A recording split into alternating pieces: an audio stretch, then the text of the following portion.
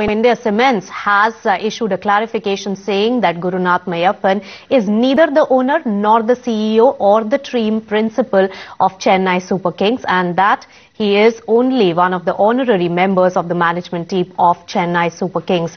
Chandra Ranganathan joins us from Bangalore to give us more details on this development. Chandra, good to have you on the show.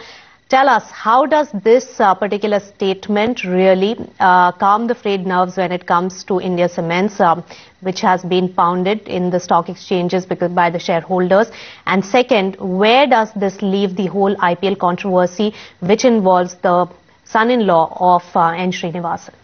That's right. It's very apparent from the statement from India Cements. It's just a very brief two-para statement, but that itself speaks volumes that India Cements has distanced itself very clearly from Gurunath Mayappan. He might be the son-in-law of the largest shareholder in India Cements, N. Srinivasan, but the pounding that it's taken in the stock market, the real big hit that it's taken brand-wise, image-wise, is enough to really make India Cements distance itself from the controversy. Of course, we don't know if anyone will be willing to buy this explanation, because the ties between Gurunath Mayappan and India Cements is very difficult to really wipe away. He is the son-in-law of India Cements. He's a very visible face of Chennai Super Kings, which is a subsidiary of India Cements and also contributes 15 to 16 rupees to the stock price of India Cements.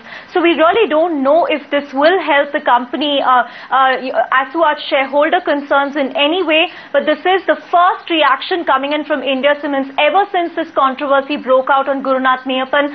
They have also said that irrespective of what has been done, they believe that they will follow laws strictly, and if there has been any case where something wrong has been done, punishment will be accorded. So they are also trying to take a very high moral ground. They are also trying to come down very hard on this whole development, but we'll have to wait and see how this pans out, because day by day the noose is getting tighter around Gurunath Mayappan. He is under pressure to really appear for questioning before the Mumbai Crime Branch Police.